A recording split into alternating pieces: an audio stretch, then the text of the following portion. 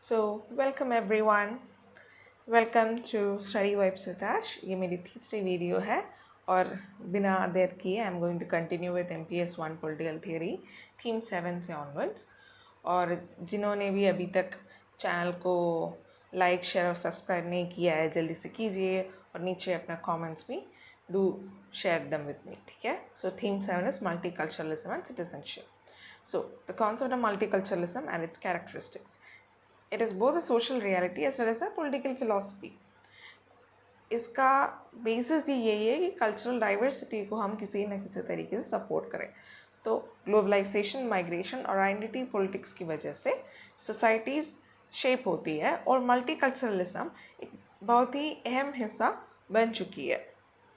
The meaning of multiculturalism is the coexistence of diverse cultural communities within a single political framework where each group's identity is given recognition and respect. Unlike assimilation, this celebrates cultural pluralism, equality and mutual respect. ये इसका मतलब ये है कि multiculturalism में हर एक को अपनी आइडेंटिटी या अपने कल्चर के तौर तरीके से रहने का पूरा अधिकार है and it's about mutual respect. Now, the key characteristics of multiculturalism. Recognition of cultural diversity. Multicultural societies accept that cultural differences are legitimate and valuable. Example, Canada officially recognizes multiculturalism in its constitution. Protection of minority rights. So, multiculturalism का हिस्सा है that you can protect the ethnic, linguistic, religious minorities. Then equal citizenship. हर किसी को equal citizenship मिलेगा. Cultural accommodation, जैसे कि the Sikhs are exempted from helmet laws or language rights for linguistic minorities. Promotion of intercultural dialogue, जैसे कि interfaith councils होते हैं या cultural festivals होते हैं जिससे कि आप unbiasedly किसी को देख सकें. State neutrality and fairness, जैसे कि secularism. Rejection of assimilation. So कोई भी religion या कोई भी identity is not dominant, everything sort of coexists. Then institutional support. So, what is the importance of multiculturalism? It promotes unity in diversity, it helps resolve identity conflicts, it enhances the democratic participation and strengthens human rights, as well as reduces marginalization and discrimination. So, finally, conclusion is multiculturalism is a framework wherein we can manage the diversity. So, when we recognize multiple identities, we also ensure equal citizenship because it is a part and parcel of what? Inclusion, participation and respect. So, there are challenges, but it is essential for peaceful coexistence. Now, concept and critique of multiculturalism.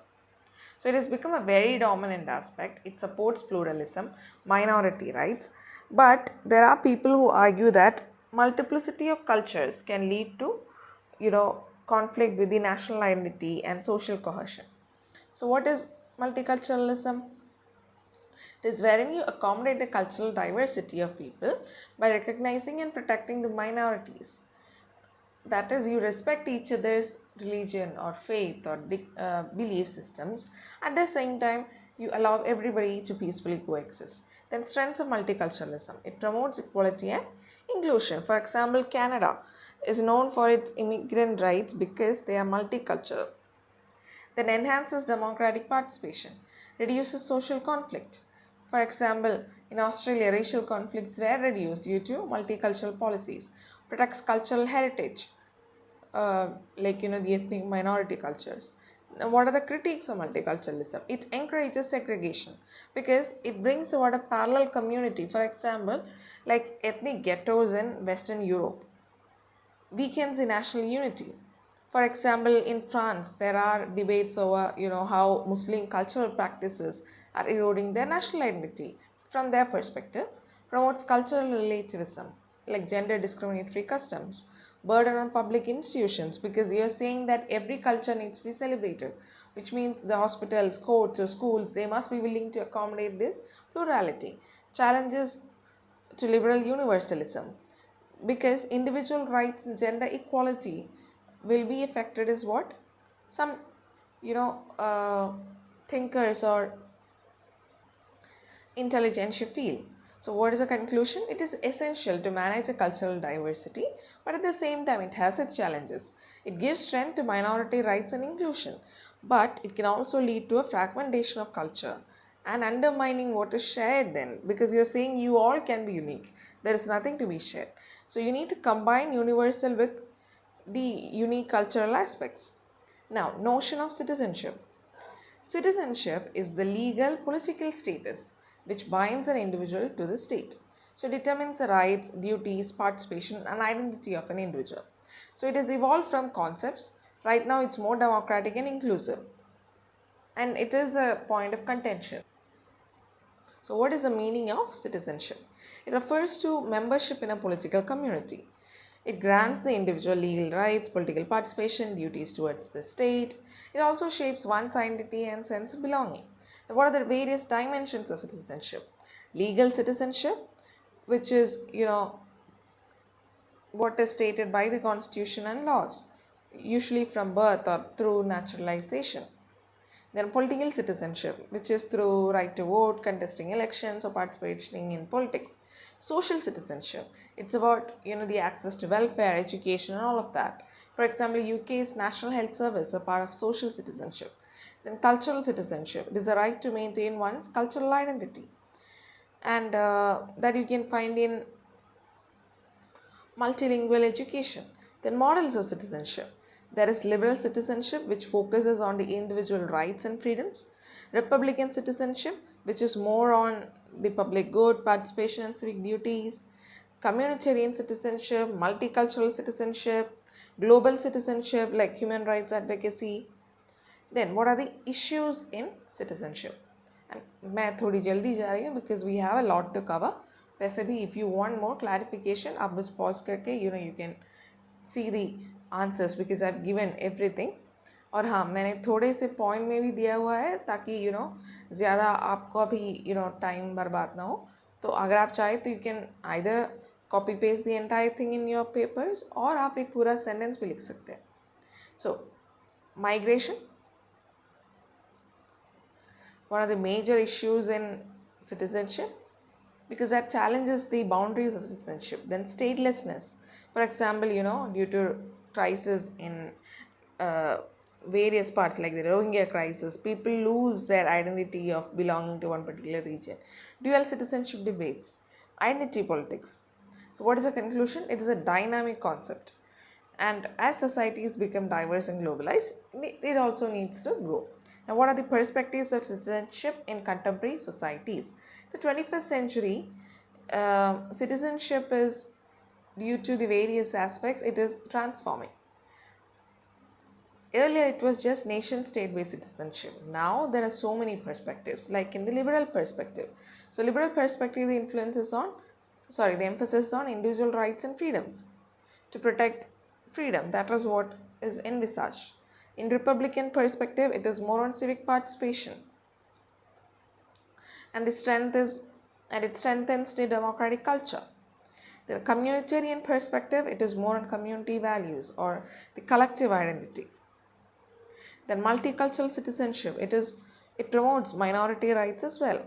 Feminist perspective, it tries to argue for including more women who are one of the categories was always excluded. So the key concerns are gender division between public and private spheres, reproductive rights, political representation, violence against women, all of that. Then global citizenship, it recognizes the global interdependence for like climate change, human rights, all of that. Post-national citizenship, wherein the citizenship is not connected to your national identity but rather on universal rights. Then digital citizenship, wherein technology becomes an important part. For example, online participation, access to digital resources, data protection rights, etc. So for conclusion, we can say it evolves beyond the traditional national frameworks and there are multiple perspectives to it. So it must adapt to all of those areas. Next theme is feminism and gender. So what is feminism, meaning, types and core postulates? So feminism, it's a wide-ranging intellectual, social and political movement wherein the idea is to eliminate gender-based inequality and to transform any institution that is perpetuating this discrimination. So it challenges basically the patriarchal structures, questions the cultural norms, then advocates for equal rights. So feminism, it asserts that gender inequality is nothing but social, political, and economic systems. It's nothing biological. So to expose to these structures and then replace them with egalitarian arrangements. That's the idea. So it emphasizes the need to understand how these systems of oppression work and how various identifiers sort of intersect. So what are the core postulates? Commitment to gender equality, wherein all individuals deserve the same rights, freedoms, and opportunities. Then critique of patriarchy, because patriarchy is what is normalizing the male dominance. Then recognition of women's agency, that women are active participants, so they can take decisions. So, and the empowerment should come through education, legal reform, self-awareness, and collective actions. Then intersectionality, that gender oppression is varied across different classes. For example, black, Dalit, or a post-colonial feminist. All of them have highlighted, their differing identities. They are not merely women. Transformation of public and private spheres. Feminism challenges this separation, wherein women are expected to work in the domestic realm alone. Then types of feminism. We have liberal feminism, radical feminism, Marxist and social feminism, cultural feminism, ecofeminism, postmodern feminism. So liberal feminism is all about what? All the liberal rights like legal rights, education, political participation. Radical feminism asks for deep structural changes. Marxist and socialist feminism, it's all about, the economic aspect, how women's labor or women do unpaid labor in our society. Then cultural feminism is all about the cultural values like care, empathy that women sort of embody. Then ecofeminism is about the connection between female and nature. Then postmodern feminism challenges the universal claims and also put forth or pushes for the plural identities. Now for conclusion, it is a powerful movement where the aim is what? Justice and equality. So these diverse approaches sort of highlight the complexity of gender oppression, that it's not something, very mono that you can simply replace it one day. Now, sex gender distinction in feminist theory. One of the key arguments in feminism is the distinction between sex and gender. Sex is biological, gender is socially constructed. So, sex refers to biological characteristics which differentiates males and females. Basically, chromosomes, reproductive organs, physiological traits, and all of that. And they're universal. Then comes gender. Gender refers to socially constructed identities, roles, and expectations, which are associated with masculinity and femininity, and they sort of vary across cultures. So, gender norms are what determines what is appropriate for men and women. Now, what are the key feminist arguments? That gender is a social construct, biological determinism is critique, that the idea that women are naturally subordinate is wrong. Gender hierarchy is nothing but political because men are in power. Gender limits personal freedom and fluidity of gender. Especially postmodernists and queer feminists argue that gender exists on a spectrum and it's ever changing. So, importance of the distinction. It sort of helps uncover structural sources of inequality, enables gender sensitive policies, challenges naturalized stereotypes, encourages more inclusive identities and roles. So, the conclusion is this sex gender distinction sort of reveals how gender inequality is socially constructed. So, it is a powerful lens to critique the patriarchal norms. Then, types of feminism. So, feminism is a very large school of thought, and there are multiplicities of it, each from different perspectives, like we have just seen. So, first one is what? Liberal feminism, wherein it's all about individual rights, equality for law, equal access to education, employment, and political representation. So, it wants change through legal reform, for example, the suffragette movement. Then, radical feminism identifies patriarchy as a fundamental source of all of women's sufferings. So it critiques the existing structures and it wants a dismantling of this existing structure and transformation of the institutions. Then Marxist feminism. It analyzes how capitalism reinforces gender inequality, how like their unpaid labor or low paid jobs are important for for the capitalists to sustain. Then socialist feminism. It combines radical and Marxist insights and argues that it is patriarchy and capitalism which is jointly oppressing women. So it wants a collective ownership. Then cultural feminism. It talks about cultural traits like empathy, care, or cooperation, and that the society should value these things. Then, since these qualities are mostly exhibited by women, they'll in turn be celebrated. Then ecofeminism, it is on the connection between environmental destruction and patriarchal exploitation of women. Then Black, Dalit, and post-colonial feminism. It highlights that racism, caste oppression, colonial histories have been how these things have been ignored by mainstream feminism. So they argue that feminism must include all of these multifarious views as well.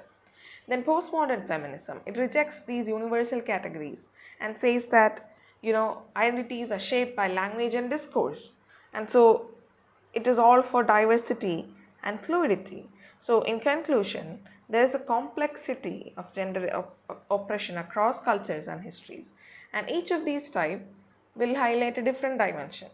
So in order to understand or to reach a destination, all of them needs to work together. Then public-private debate in feminist theory. So traditional political theory separates world into public and private spheres. So public sphere is where politics, economy and civic life is. Private is where family and domestic relations are. So feminists say that this sort of distinction, it is not natural, but rather it is again reinforcing inequality, because you are saying that private is where the women mostly work, domestic sphere is where you will find more women, while in the public sphere it is mostly men. So you're giving more importance to the public sphere. Public private debate. So men dominated the public sphere as workers or as actors in political actors, while women were confined to private sphere. So this separation sort of justified then earlier times, especially how citizenship, property, or education or power granted to men. So feminist critiques, the personal is political. They argued that domestic violence, marital rape, household labor, basically domestic issues, all of them are involving power. So it cannot be private. It is something very political. Domestic oppression made invisible, because you are not focusing on the oppression inside the home, exclusion from citizenship. And it is these domestic roles that have sort of stifled women from coming out of their homes. Devaluation of women's work. Because private sphere is unpaid, whatever work they do, it is not counted in the economical aspect, while whatever work men do in the public sphere is always counted. Control over women's bodies, because it is a family and community norms that regulate a woman's sexuality, mobility, and even her reproductive choices. Intersectional dimensions. For example, this private sphere or the oppression faced by each woman will vary based on a class, caste, and race. Dalit and minority women will face even greater levels of vulnerability due to their added oppression. So, what are some of the proposals that was put forth for changing this division? State intervention in domestic violence and marital rights, public child care and parental leave policies, equal division of household labor, recognition of care work as valuable social labor, which you will find in a lot of economies or states, these things have been implemented. So, for conclusion, the feminist critique of public-private divide reveals how seemingly neutral distinctions sustain inequality. By politicizing the private sphere, feminism exposes hidden forms of oppression and advocates structural reforms that enable fuller citizenship, autonomy, and equality. Marxism and Marxist thinkers, theme 9. So, Karl Marx, state and class. Karl Marx offers a structural and materialist theory of the state rooted in his analysis of class relations. So, he argued that political power reflects economic power and the state serves the interest of the dominant class. So, Marx's theory connects state class conflict and capitalist mode of production and sort of explains how power is maintained and how revolutionary change occurs. Marx's concept of the state. State is an instrument of class rule. That state is not neutral. It represents and protects the interest of the economically dominant class. So in capitalism, this means bourgeois controls the state institutions. So to maintain the private property and prevent worker rebellion. State is rooted in the economic base, as well as state is a product of the class conflict. Then dictatorship of the proletariat. Especially after a socialist revolution, he argued that the working class must establish at least a temporary state to dismantle the capitalist structures, withering away of the state. So once classes are abolished and social harmony is achieved, the state will become unnecessary. Now, what is class according to Marx? It is determined by relation to production. It is not status or income, but our relation to the means of production, like bourgeois on factories, technology and capital, proletariat sell labor for wages. Class struggle is historical driver. So history progresses through conflict, and it's always between the exploiting and exploited classes. Slaves versus masters, serfs versus landlords, workers versus capitalists. So exploitation through surplus value. So they extract surplus from workers, and that will in turn lead to alienation. So for conclusion, his theory reveals a deep connection between political power and economic class structure. The state is supposedly maintaining its own class domination, and only by abolishing the class divisions can humans achieve freedom.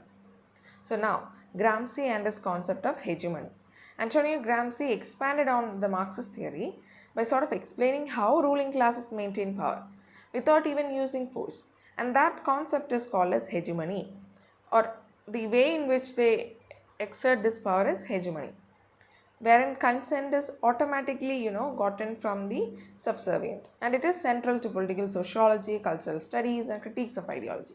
So what is hegemony? It is the domination of one class over others, not just a coercion, but it could be cultural, ideological or even intellectual.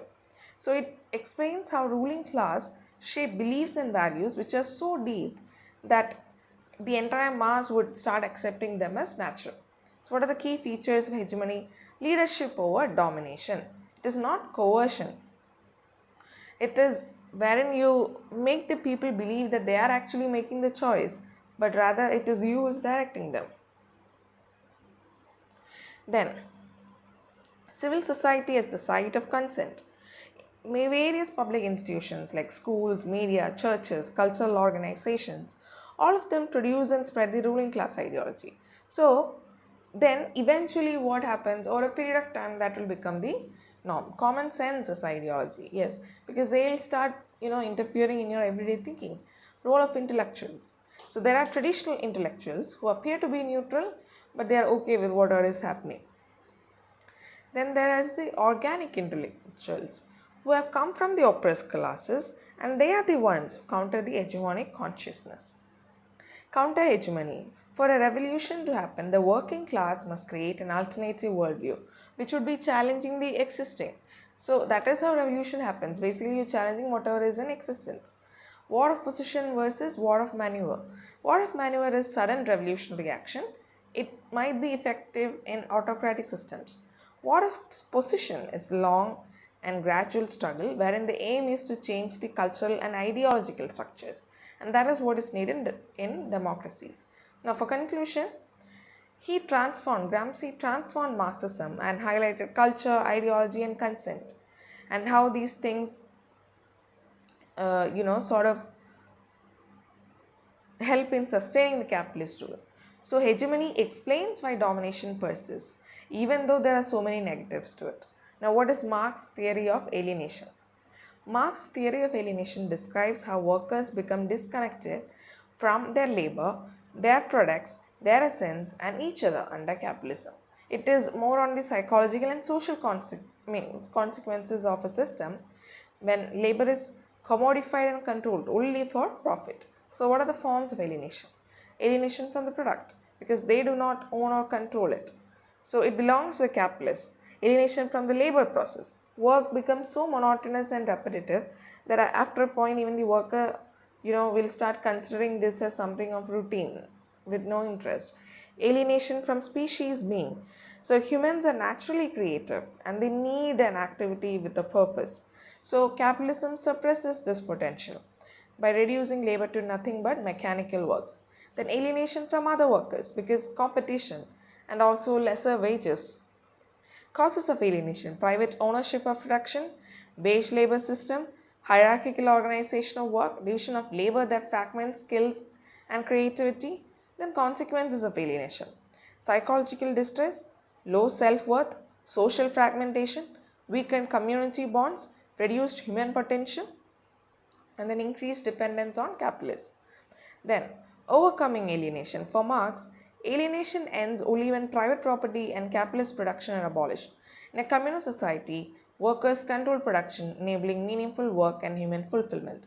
So for conclusion, we can say that theory of alienation offers a profound theory of capitalist labor, demonstrates how economic structures shape human consciousness and well-being, and why liberation requires restructuring both the economy as well as social relations. Okay, so next question is base superstructure model. Marx's base superstructure model is a foundational concept in historical materialism. So it explains how economic structures form the foundation of society and shape almost all the institutions. So it's a framework to understand how material conditions and social consciousness work. So the economic base. This base consists of force of production and relations of production like property relation, class structure or ownership patterns. So they determine how material goods are produced and distributed. Then superstructure. Superstructure is built upon the base. It includes the state and legal system, religion, education, culture, ideology, media. Now they justify and maintain the existing mode of production. Then comes the key principles. Base determines the superstructure. Economic relations shape political and cultural institutions. Capitalist economies produce legal systems that protect the private property and market relations. Then superstructure supports the base. यानी कि base की वजह से ही superstructure होती है. तो जिस किस्म से रिलेशंस होती है that depends on based on that you will have a superstructure or the institutions. Then the superstructure supports the base. So it's a two-way process. The schools, media, religion, all of them promote the values. Contradictions lead to change. So when these two forces, when there are opposing forces, then that will lead to revolution, like how feudalism changed to capitalism, then capitalism to socialism. Mutual influence. So base is primary. Superstructure also influences the social stability. So that can lead to what? Ideologies can either be accelerated or delayed. So for conclusion, it illustrates, the base superstructure model illustrates how economic realities shape human institutions and beliefs, and it's central to Marx's analysis. And it highlights that lasting change requires altering of not just political ideas but even material conditions. Then we are moving on to Gramsci and critical theory, which is theme 10. So Gramsci is civil society and political society. Antonio Gramsci reinterpreted the functioning of modern capitalist society by distinguishing between civil society and political society. So we have already seen that it's not only through coercion but mostly through cultural and ideological leadership that ruling classes maintain power. Then civil society refers to a network of institutions, organizations and cultural spaces that exist outside of the state but still shape people's beliefs and behavior. That includes schools and universities, churches and religious bodies, media and cultural industries, voluntary associations and unions, family and community networks. So he argues that civil society is where hegemony is constructed. And it is through these education, religion and media that they propagate their values.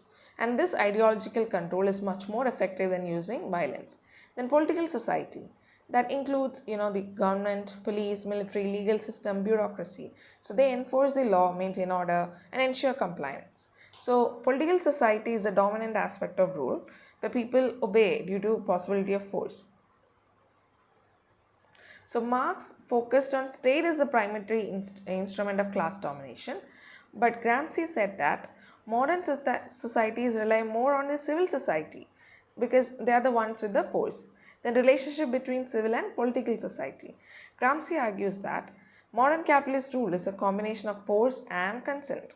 Force is through the political society and consent is automatically gotten or maneuvered through civil society. So together they'll create a stable system and that will help the ruling class to maintain power. Then what are the implications for revolutionary change? So his distinction also highlights why revolutions rarely occur in democratic societies, because the ruling class maintain an ideological leadership. So the political change then will require a counter hegemony struggle. It must happen through whom? Through the workers' education or cultural institutions or even organic intellectuals. So for conclusion, Gramsci's distinction expanded upon the Marxist theory and it explained the resilience of modern capitalist states. The Frankfurt School, meaning and core arguments of critical theory. Frankfurt School came in early 20th century was a group of German intellectuals who wanted to revive classical Marxism. So at that time there was a rise of fascism, mass conformity and advanced capitalism. They concluded that traditional Marxism could not explain all of these things. So their critical theory was to accommodate all of these.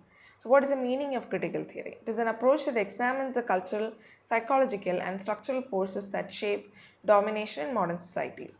It challenges both capitalist oppression and authoritarian structures and argues that emancipation requires transforming institutions, consciousness, and culture. What were the core arguments? Critique of instrumental reason. Especially thinkers like Horkheimer or Adorno argue that modern rationality is dominated by efficiency, calculation, and control rather than human emancipation. Culture industry.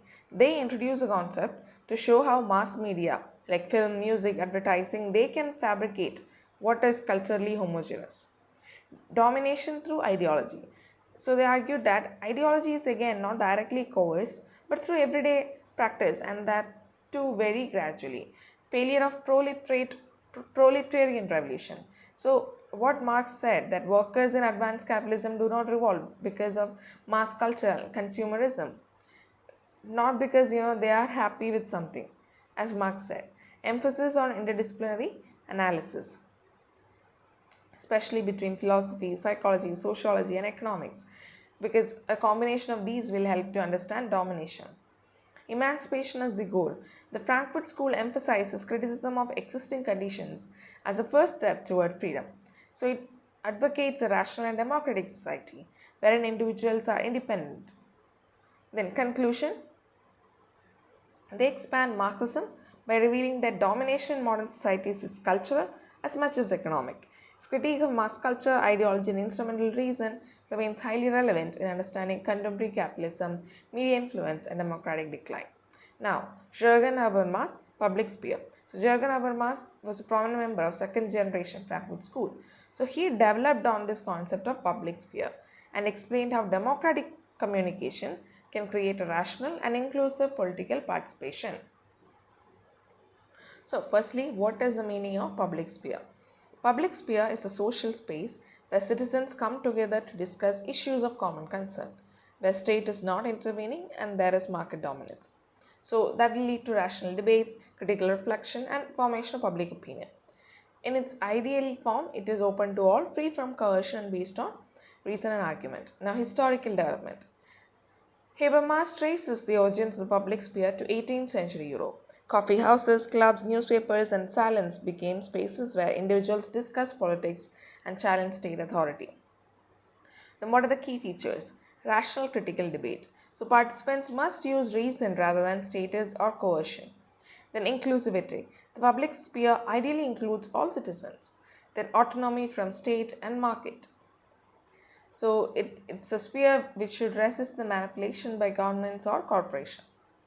Then formation of public opinion, because through discussion, people will sort of identify where they have shared values or not. Then distortion in modern society. He argued that the modern public sphere is actually weakened due to commercialization of media, dominance of advertising, consumer culture, bureaucratic and corporate control, unequal access to communication channels, wherein the political debate becomes superficial. Then Habermas' normative ideal.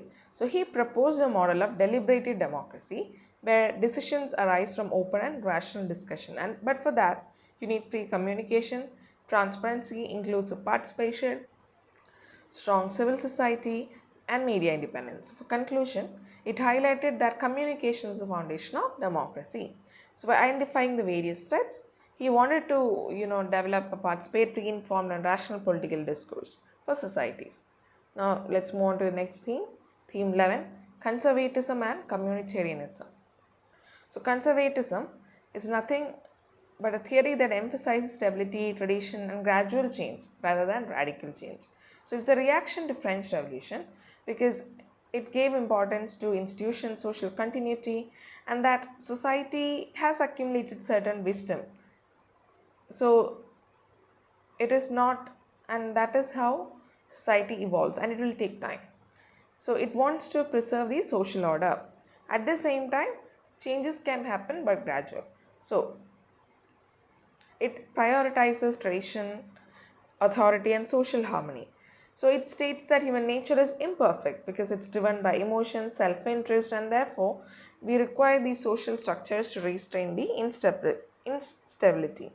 Conservatism is the opposite. It insists that change should respect the historical experience. Sorry, it does not oppose anything, sorry, the change outright. Rather, it states that change should respect the historical experience, cultural continuity, and social cohesion. So, what are the nature and core principles? Tradition and continuity, then skepticism of abstract rationalism, that purely through reason alone that there can be any changes, then authority and hierarchy, which are necessary to maintain order, community and social order. Conservatives emphasize belonging, duty, and social obligation. Individual freedom is given importance, but it should be within the social norms. Then, pragmatism and gradualism. That change should be incremental and should be tested over time. Private property. That they are central because they provide independence, stability, and responsibility. Limited government. So, they were not against government, they preferred a modest state support. So, for conclusion, they valued stability, social order, and cultural continuity. Then, Edmund Burke as the father of conservatism. He was an 18th century British philosopher and he is considered to be the founder of modern conservatism. He critiqued the French Revolution because and then articulated the conservative thought and emphasized the tradition, continuity, and skepticism of radical social transformation. So, Burke's core contribution, he defended the tradition, then critique of rationalism and revolution, the organic view of society, because society is very interdependent, so you cannot just artificially bring about changes. Then authority and hierarchy, which he felt was natural and even needed for social stability. In fact, leaders should come from experienced and people with character. Importance of religion. He gave religion a lot of importance and saw it as a foundation to sustain social virtues. Then, pragmatic reform. He supported reform when necessary but insisted on prudence and gradualism. So, for conclusion, he laid the philosophical foundation of conservatism. So, communitarianism, meaning and types. Communitarianism emerged in the late 20th century. It's a critique of liberal individualism. It emphasizes the importance of community, shared values, and then social relationships in our individual identity and moral commitments. So, communitarianism holds that community values and collective identities are essential for individual development. It criticizes liberalism for focusing so narrowly on rights without considering the responsibilities. So, what are the types of communitarianism? There is authoritarian communitarianism. It prioritizes social order and communal values. Responsive or liberal communitarianism. It seeks a balance between individual rights and community values. Then philosophical communitarianism. It is associated with thinkers like Charles Taylor, Alasdair MacIntyre, and Michael Sandel. It critiques the liberal notion of unencumbered self. It argues that identity is shaped through community, tradition, and narrative. Then, social or political communitarianism, it focuses on strengthening the civic life. So, for conclusion, it highlights the importance of social bonds, moral traditions, and collective identity, as well as challenging the liberal view of isolated individuals. So, critique of liberalism by communitarianism. They critique the modern liberalism, especially its emphasis on individual autonomy, abstract rights, and neutrality of the state. They argued that liberalism failed to acknowledge the social and cultural contexts that shape identity. So, the main critiques, firstly, the unencumbered self. Liberalism treats individuals as self sufficient who can, work independently. Well, communitarians argue that this is unrealistic because individuals are part of a larger society and identity is even socially embedded. Excessive individualism. So they were against the liberal aspect of giving so much of importance to the individual. Neglect of community values. That's another thing which they didn't like about the liberals. Then rights without responsibilities. You're saying individual rights, but you're not talking about the responsibilities. Cultural context of morality. That liberalism falsely assumes universal moral principles. But in reality, what is moral is actually rooted in a particular culture or in a society. Then weakening of civic life. Modern liberal societies, Communitarians' claims suffer from low civic participation, and that leads to weakened structures. So, for conclusion, it challenges the liberal emphasis on individual autonomy. While not rejecting liberal values entirely, they advocate a balance between personal freedoms and community responsibilities. Now, theme 12 is civil society.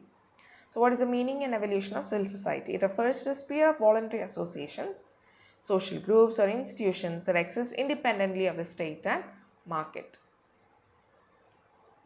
It is a space where citizens come together to pursue shared interests, express values, and influence governance. So, what is the meaning of civil society? It includes organizations such as NGOs, trade unions, community groups, religious bodies, student unions, professional associations, media, and activist networks. So, it's a buffer between state and the individual, ensuring that power is not concentrated in the hands of government alone. So, let's move on to the evolution of civil society. Classical origins. It came from Greece and Rome, where civil society was linked with the political community itself. Aristotle viewed humans as political animals whose fulfillment lies in collective life. There was no clear distinction between state and civil society. Enlightenment and modernity. Philosophers like Locke, Montesquieu, all of them treated civil society as a space where individuals pursue interests independent of the state. Civil society began to be associated with rights, private properties, and social cooperation. Hegelian perspective. Hegel separated civil society from the state and saw it as the arena of economic relations, social groups, and market activities. Then, for the Marxist viewers, civil society was the base of class inequalities. 20th century expansion saw civil society as central to democratic theory. Post Cold War perspectives, it was seen as a force against authoritarian regimes and to attain democratization. So, for conclusion, civil society has evolved from merely a philosophical concept to social action. So, as societies are becoming more complex, civil society has also continued to grow. Civil society and democracy. It is indispensable for democratic governance because it strengthens representation, enhances participation, and ensures accountability. So, role of civil society in democracy. Civil society organizations provide platforms for people to engage in public life. NGOs, student groups, women's associations, and community networks allow citizens to articulate concerns and contribute to policy making. Holding government accountable. Civil society monitors state actions, exposes corruption, and demands transparency. Watchdog groups, investigative media, and activists ensure that government power is exercised responsibly. Now, protecting rights and freedoms. Human rights organizations advocate for civil liberties, minority rights, and environmental protection, gender equality. So, they sort of empower the marginalized. Promoting political education because it fosters civic consciousness. Facilitating dialogue and social cohesion. It provides a space for dialogue between diverse communities, thereby reducing conflicts. Channeling public opinion. It mediates between citizens and state and translates the social needs into policy demands. Then supporting electoral democracies. So that is again a body that on its own voluntarily does whatever it can to support the electoral democracies. Then advocacy and policy influence. It influences the public policy through research, lobbying, campaigns, etc. So what are the challenges? Co-optation by political parties, dependence on foreign funding, restrictions in authoritarian regimes, weak civic culture in some societies. So civil society plays a central role in strengthening democracy by providing participation channels, accountability mechanisms, and rights protection. Then, role of civil society in contemporary world. So, in the contemporary globalized world, civil society has expanded its influence beyond nation states. So now it addresses human issues like diverse issues like human rights, climate change, digital privacy, social justice, etc. So, what are the key roles of civil society today? They are human rights advocates, they promote environmental and climate justice, digital rights and internet freedom, then humanitarian relief and development work, peace building and conflict resolution, strengthening democracy and governance, supporting social movements, then global networking and transnational activism, all of that. So I've given examples, you just go through it. Then challenges which are faced by civil society. Shrinking civic space due to authoritarianism, misinformation and digital manipulation, financial vulnerabilities, co-optation by political or corporate interests. Civil society has become a global force that is shaping politics, rights, and social changes. and it's also expanding. So theme 13 is power, authority and political obligation. So what is the concept of power and its types? So power shapes political behavior, it determines leadership and influences even how a society is organized. It is a capacity to get others to do what they would not do otherwise. So types of power include coercive power, that is forceful, economic power, if you have control over resources, then political power through state institutions, ideological power through belief systems, knowledge power, it is through expertise and access to info. Soft power is something coined by Joseph Nye, refers to attraction and persuasion through cultural influence, diplomacy, and global image. The best example is K-pop. Then legitimate or authority-based power. It is through accepted rules and institutions. Charismatic power, it is based on personal charm like Mandela, Gandhi, etc. Structural power, it is embedded in the institutions. So power is multidimensional and it also operates multidimensionally. Then Luke's three dimensions of power. Stephen Luke offered a very comprehensive theory of power. So he expanded on the traditional view of power as merely a decision making. So first dimension is decision making power. So that is the most common dimension that we all know. That is, one prevails over the another in decision making, like parliamentary voting, policy decisions and all. It is too narrow because it does not really focus on what were the other options, because you're arriving at one particular aspect.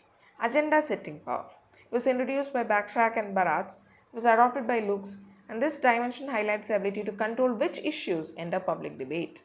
That is, for example, corporations blocking environmental legislation. So some issues gain more prominence while some don't. That idea. Third dimension is the ideological or invisible power. Here power shapes people's beliefs. So it is so deep that even that domination is so unconscious. Like gender norms, which make women seem subservient. Then Luke's model exposes the hidden and internalized forms of power that go beyond visible decision making. Now, authority, meaning, and types. Authority again is rooted in legitimacy, consent, and social norms. And it was Max Weber provided the most influential classification of authority. So authority is power recognized as rightful and legitimate. So everybody obeys the authority because they believe in the rightfulness of the command or institutions. Types of authority according to Max Weber is traditional authority like monarchies, tribal rulers, etc. Charismatic authority like of individuals like Gandhi, Nelson Mandela, etc. Legal rational authority, it is based on formal rules, laws and institutions like bureaucracy, constitutional government, etc.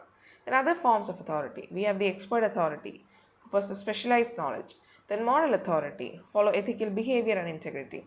Then coercive authority, as a threat of punishment. So it differs from mere power because it is resting on legitimacy and acceptance. Political obligation. It refers to the moral or legal duty of citizens to obey the laws of the state. So it answers the question, why should individuals obey political authority? Meaning of political obligation. It is a duty of individuals to follow law, pay taxes, serve society and support the state. And it is seen as essential for social order and stability. So major theories of political obligation. First, consent theory, because they have consented to it, like voting. Social contract theory, like Hobbes, Locke and Rousseau, that political authority arises from a contract that people have sort of signed, not really consciously, but it sort of helps them in the long run. Utilitarian theory. Obedience is justified if it produces the greatest good for greatest number. Fair play principle. It was proposed by H.L.A. Hart that people are obeying law because they are benefiting from it and they feel that okay, I am paying taxes because I use roads. That idea. Natural duty theory. That is what Rawls said, that individuals have a moral duty to support just institutions. Associational membership theory, because they belong to a political community or shared loyalty and all of that exists. So political obligation is essential for the functioning of society, and different theories highlight consent benefits, justice and identity as basis for obedience. So next theme is sovereignty. Sovereignty means absolute and independent authority. So it means that final decision making power within a territory, freedom from external control, and the legal right to govern people and institutions. So it includes both internal sovereignty and external sovereignty. Now, what are the natures of sovereignty? First, absolute and supreme. It is territorial, it is universal and all encompassing, inalienable and indivisible, it is permanent as well as continuous.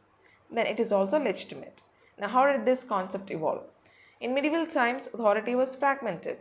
So, modern sovereignty emerged with nation states and centralization of authority. So, a conclusion is a foundational concept that defines the authority of the state. Now, types of sovereignty.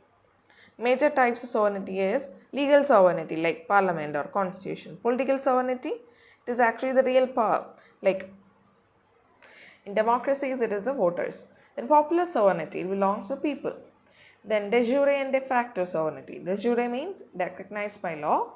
De facto sovereignty is authority that actually exercises power.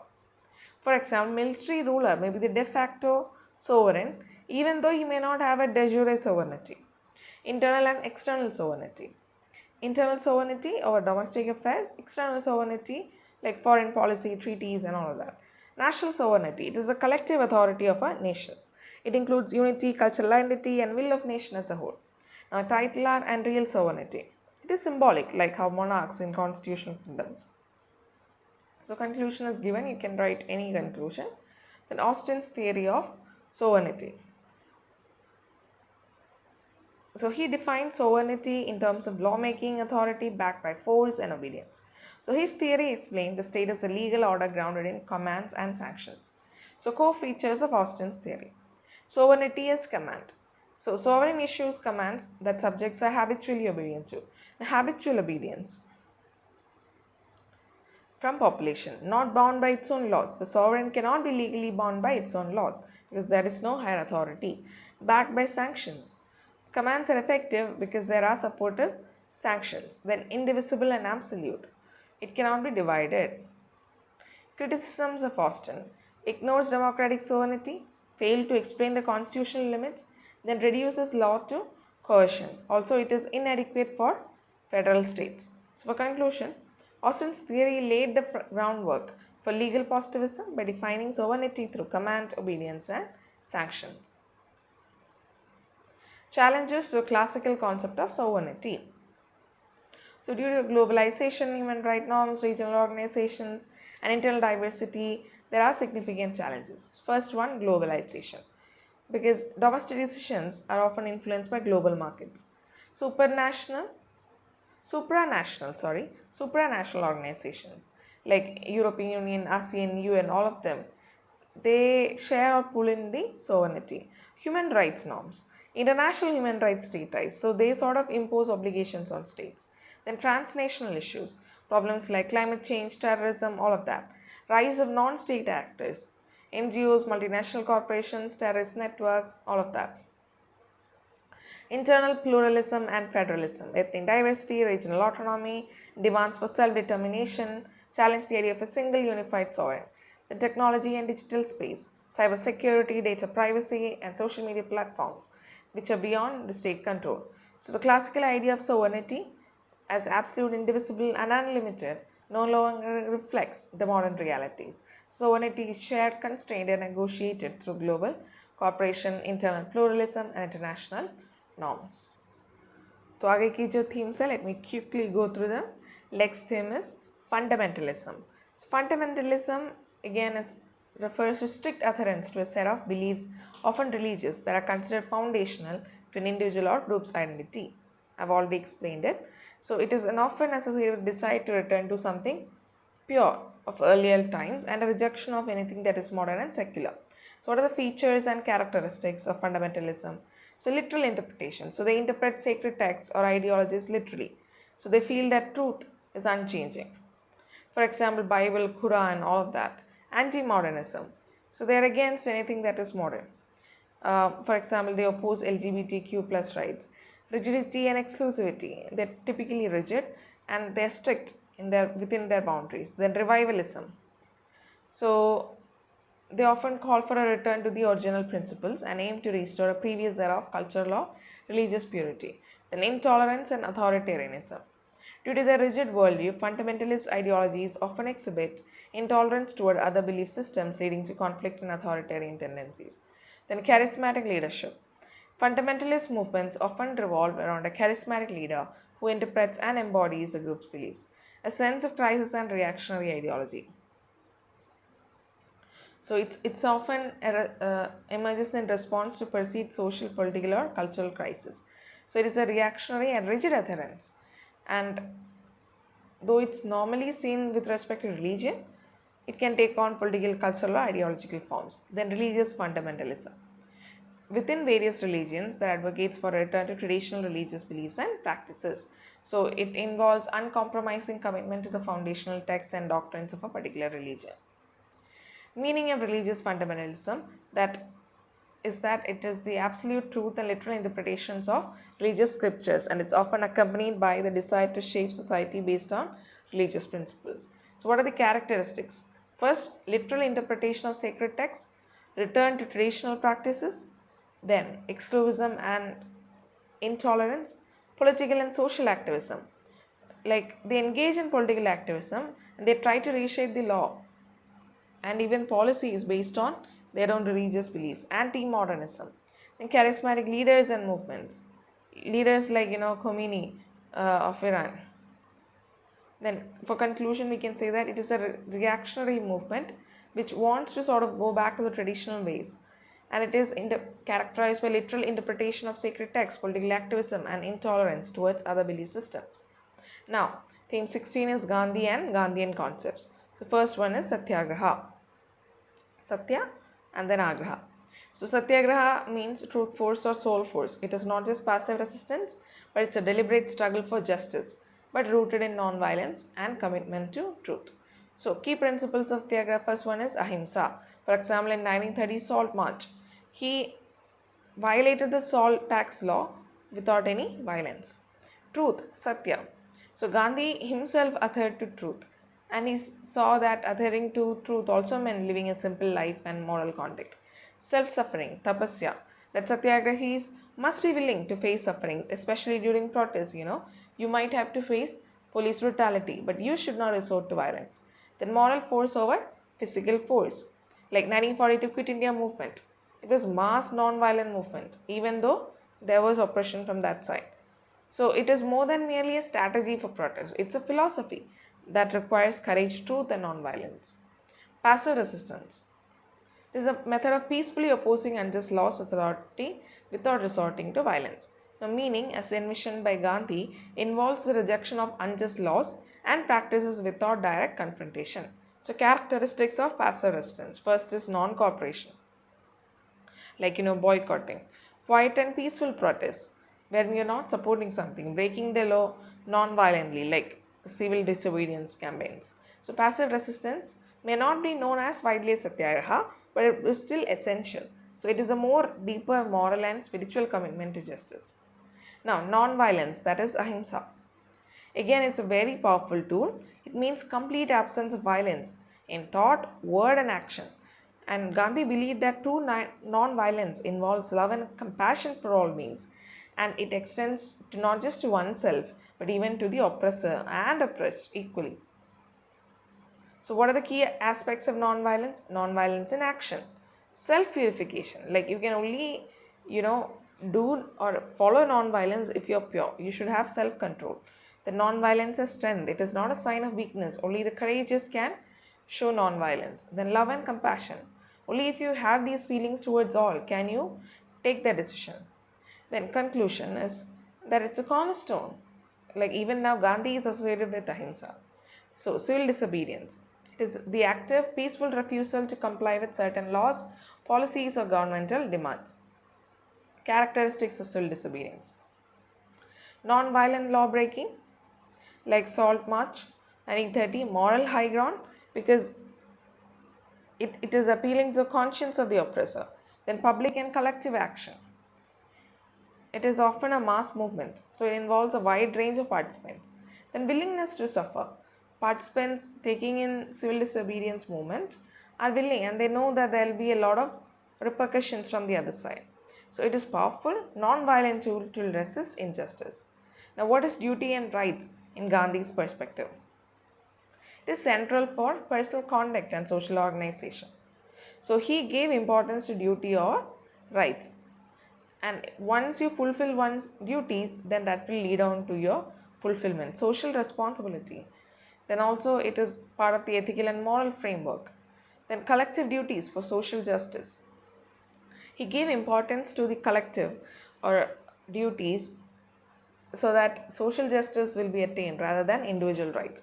So for conclusion, it's a holistic approach that he is putting forth. Now the last theme is political violence. So political violence is basically the use of force to achieve any objective, especially in this context it is political. It could be by individuals, groups or governments. So what are the causes of political violence? First, socio-economic inequality.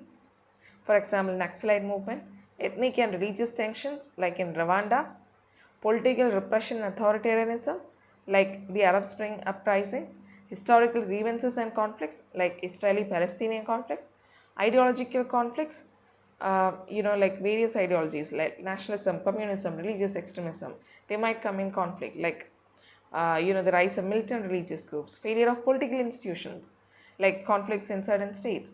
So, what are the forms of political violence? First one is terrorism, you all know. Then insurgency and guerrilla warfare. Insurgency involves armed rebellion against a government or occupying force, often in the form of guerrilla warfare. Example is the Maoist insurgencies. State repression and violence, like the Tiananmen Square massacre in China, where the government itself used military force. Civil war is again another violent conflict between factions within a country, like Syrian civil war. Riots and mob violence, that happens when a group of people engage in violent acts. They might be triggered by political, economic, or social grievances. Then ethnic and religious violence.